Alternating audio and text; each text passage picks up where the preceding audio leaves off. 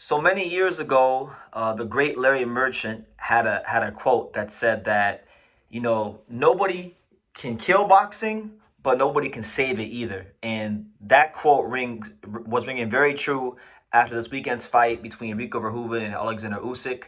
A lot of negative things, a lot of negative feelings on my end about the whole fight because I'm tired of these circus matchups. I'm tired of a lot of these heavyweights like Tyson Fury, like Oleksandr Usyk that are supposed to be the flag bearers for boxing and for the fight game, and they're making boxing look terrible. They're embarrassing boxing by not having good training camps, not preparing, and having bad performances against kickboxers and MMA fighters, and they're making boxing look like a joke to the rest of the world that's not in the boxing community. So I've had a lot to say negative about that, but on a more positive note, because one of the positive things that came out of this whole thing with Rico Verhoeven and his performance against Oleksandr Usyk was that a trainer that I've always been high on is getting his flowers, and that guy is none other than Peter Fury. Peter Fury is a great trainer, and I think anybody who's paid attention over the years knows he's a great trainer, especially in the UK. They know he's a great trainer. But I think on this side of the pond, on this side of the hemisphere, a lot of Americans don't know how great of a trainer Peter Fury really is. So the fact that he was able to tailor a game plan and get Rico Verhoeven ready and perform as well as he did against Oleksandr Usyk, it's probably as crazy as it may sound, because this is the man that helped Tyson Fury dethrone Vladimir Klitschko.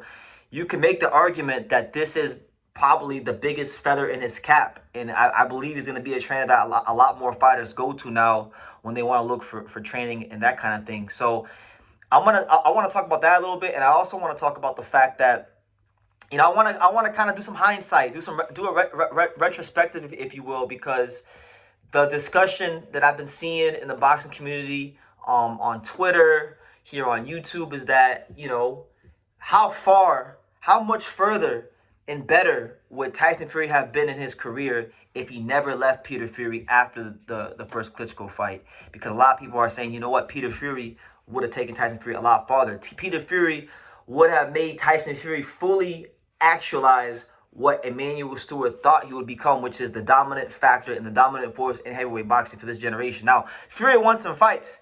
He mattered. He was a fantastic fighter, and he showed some flashes of greatness in moments in time, but it was too few and too far in between. So let's talk about that. So what was Tyson Fury when he was with Peter Fury? Well, he was a guy that at 6'8", 6'9", being as big as he was, he moved incredibly well for his size, and Peter Fury had him fighting to those strengths. Peter Fury had him moving and circling the ring and boxing very tall off that jab and using his movement to his advantage. Fury got rid of Peter Fury after the Klitschko fight, and he tried to fight in that style under the watchful eye of Ben Davison, but Ben Davison does not have the depth, did not have the experience, and did not have the knowledge of a guy like Peter Fury. So even though they try to fight the same style, it didn't work out as well in the first Deontay Wilder fight, and it almost got him knocked out. And depending on who you talk to, it should have been a knockout, but the referee, Jack Reese, he didn't count the way he was supposed to, depending on who you ask, right? So, even in some of his greatest performances, he didn't necessarily, light the world on fire like he did with Peter. Peter had him slow the pace down on Vladimir Klitschko. And you go and you back and you watch that fight. I'm going to challenge you guys. Rather than saying that the Klitschko-Fury fight was boring, I'm going to challenge y'all to go back and watch that fight. And I want you to look at how fast and how sharp Tyson Fury was at that size when he was with Peter Fury. And I want you to think about what that could have been like had he stayed with Peter and continued to develop and hone his skills. They fell out for whatever the case may be as a family, John Fury, Tyson, and Peter. So they never worked together again after that fight. But it's one of those things to think about, because when you really check under the hood and you look at Peter Fury as a coach, he's not one of these guys that's had a ton of fighters, right? But he's made his imprint on the fighters he's been with, like Savannah Marshall, right? Look at Savannah Marshall. She has a much different style to a guy like Tyson Fury. She's more of an outright puncher, but he had to refine the skills around her being a puncher, and she became one of the dominant forces of women's boxing until she ran into the most dominant force, Clarissa Shields, and then ultimately, she lost to Clarissa Shields, as is everybody. There's no shame in that. But she was a fighter that didn't have a lot of confidence. It's been noted if you followed her career. She didn't have a lot of confidence, and she's a puncher. Different style than Tyson Fury, different style than Rico Verhooven, but made her a world champion, made her one of the best pound-for-pound women's fighters in the world. Huey Fury, I believe that's his son. Not as gifted as Tyson Fury. Still, I think got him to overachieve a little bit and got him to the world title level, right, where he challenged Joseph Parker and fell short.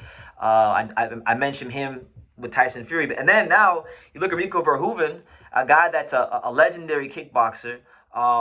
Really was looked at as a joke going into the fight, and Peter Fury took that joke and made it not so funny. And he put the first, even though it wasn't a loss on paper, it's really the first real blemish on what's been a flawless career for Oleksandr Usyk. And I have friends, like I have one fighter that I know on a personal level that I've talked to about training of Peter Fury, and that's Isaac Chamberlain. I'm not sure if they're going to work together or if they're still working together. I don't know, but I know around September, August time of last year, Isaac Chamberlain was working with Peter Fury, and I talked to Isaac about it, and Isaac said, hey, this guy is, and Isaac trained a lot of coaches. He's trained with, Jorge Rubio. He's trained with a lot of people over the years, good coaches and things like that. And he said that Peter Fury was amongst probably the smartest coaches that have been around. He said he learned so much in that 1 or 2 days in his first couple of sessions with Peter Fury that it had him completely look at boxing in a new way. So my thing is this. I'm happy for Peter Fury that people are, not just in the UK, but people even on the American side, boxing fans on the American side, they're realizing what kind of coach, the caliber of coach that he truly is. Because I've talked about this years ago. I did a video about this years ago, talking about Peter Fury and the kind of coach I thought he was, and that opinion about him has aged gracefully in this fight with Rico Verhooven. So, had Tyson Fury stayed with Peter Fury and he had been disciplined, I think he probably wouldn't have been as exciting.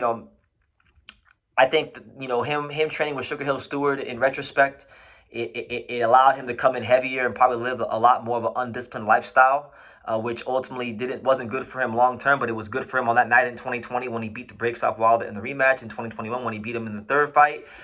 But it wasn't good for Tyson Fury long term in hindsight. Peter Fury had him fighting really to his strengths and who he was, and I think, as time would have went on, they would have developed a different type of game plans depending on the opponents, and you would have seen Tyson Fury sit down on his punches more and punch to the target, because Peter Fury has shown with other fighters that he can train that style as well. That's what truly makes the mark of a great trainer, in my opinion.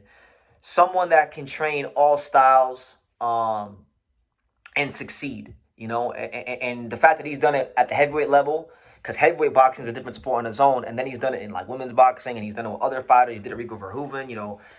That right there will tell you how great of a coach he is. So yeah, what do you guys think? How much further do you think Tyson Fury would have gone with Peter Fury? Do you think Peter Fury could have been the determining factor in fights against Oleksandr Usyk and Tyson Fury becoming undisputed champion? Do you think Tyson Fury would have fully became everything Emmanuel Stewart prophesized him to be about all those years ago? Because he was good. He was good heavyweight. He mattered. He definitely moved the needle. And I can't lie to you guys and say I wasn't a massive Tyson Fury fan at one particular point in time. But in my opinion, he left some things on the table, and part of that is because the great Peter Fury was not in his corner. So I'll leave it at that. What do you guys think? Leave your comments down below. Make sure you guys take the time to subscribe, and I will see you in the next video.